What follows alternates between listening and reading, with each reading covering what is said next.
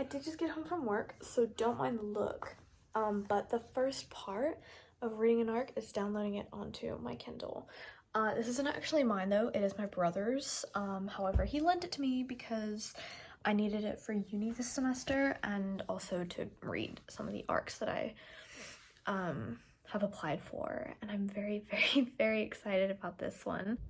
So part of step 1 is to attach my Kindle to my computer and open up the Calibre app on my Microsoft and download the book from the EPUB file that I was given onto I don't know why that was so difficult for my computer to find the book, but we've now added it to Calibre.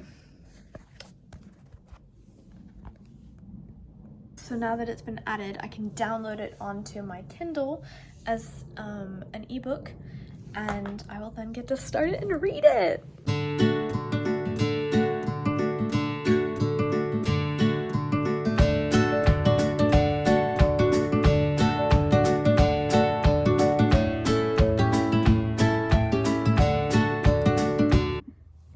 10% update of Darker Than the Starless Night. So far, it seems really interesting and I'm really intrigued. I feel confused, but like in a good way, and I'm more just like really curious about what's happening, what's going to happen. Like the prologue was really, really well built for the rest of the story so far, so yeah, very excited to keep reading, enjoying it a lot. I don't mind the change of location, but I was just thinking, I haven't read any more since we last spoke, but something I kind of wish there was more of in the first 10% was like the world building of this place. A lot of things are mentioned, but very, very briefly, like all these different locations, but there was no real descriptors for any of it, and I kind of wish there was a bit more. Personally, I find a story way more interesting when the place it's in is interesting and well described and I can see myself there. I find myself way less attracted to somewhere if it's just the characters keeping me there, which seems to be the case for the first 10% of this one. And if the world building doesn't pick up, I have a feeling I'm gonna lose interest pretty fast, but that's just a personal opinion. Characters are so far pretty good and believable, and like you understand very early on the motives for all of these characters, which is very nice and really, really good.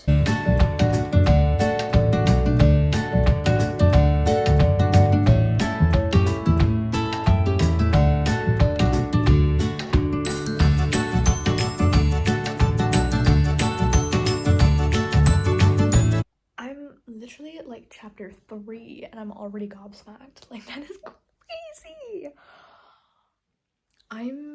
I'm definitely gonna be obsessed with this book. I can already tell. So far, it's really, really good. I actually can't wait to keep reading and to find out more about this world. 22% update.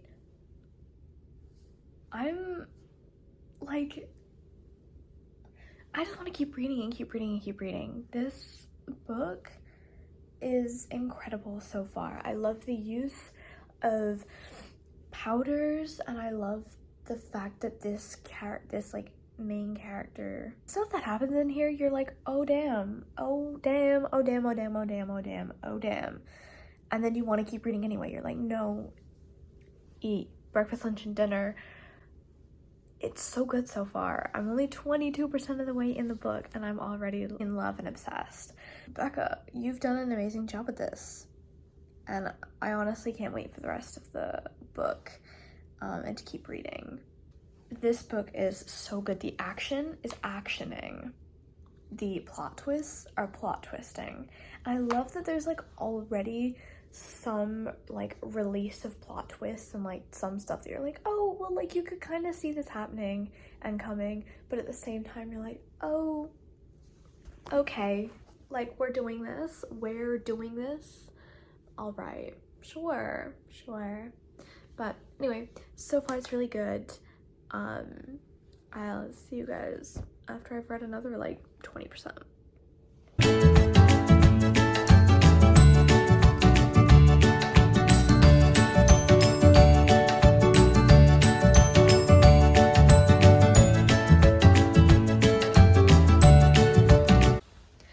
just reached 50% of the way through Darker Than a Starless Night. Oh my god, this book is going to tear me to shreds. I'm afraid I may not survive this one. If this doesn't send me into a reading slump from how good it is, it'll send me into a reading slump by how sad it is. Which is good. I love a sad fantasy. Like, I know right now what's popular is very fast-paced, very quick to the point, very jumpy fantasy. And I love that. I love that for a good quick read. But something like this that literally it's digging itself into my soul. I have a feeling this is going to be a 5-star read. Maybe like a 4.5. The only thing is that I wish, again, the world building at the beginning, like it didn't really pick up at all until we moved to a different place. And then that place was described really well, but the first place not really. And I really wish there would have been more description for the first place. However, it's still really, really good, and the characters are great, and I am emotionally in deep. So I have a feeling I'm gonna love this. I'm gonna eat it up.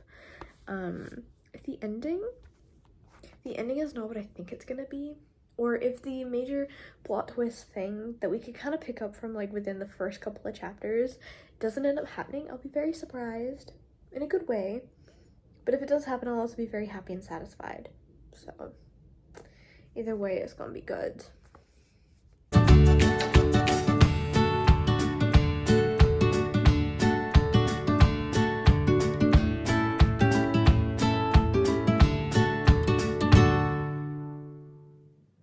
Don't mind the background, I'm out in my living room, but I am on page 258. Spoiler! If you don't want active spoilers, skip this clip real quick. They've just kissed for the first time. And he's teaching her how to swim. And they've just kissed for the first time while she's in water. And her quote is, "Can we do this on solid ground?" Anyway, yeah. I'm officially in the last 100 pages. I know I've said it way too much probably in this one video, but I'm gobsmacked at how good this is. It's just so, it's so good. I can't even really express how good it is. Like, it's just really, really good, and I'm intrigued constantly at everything that's happening. There's some really great character and plot progression. I like that everything is kind of leading back to this one central thing between the 3 different people that we're really learning about. It's definitely making for a very interesting time. Okay, so I'm at page 330, so I'm in the very last legs of this book.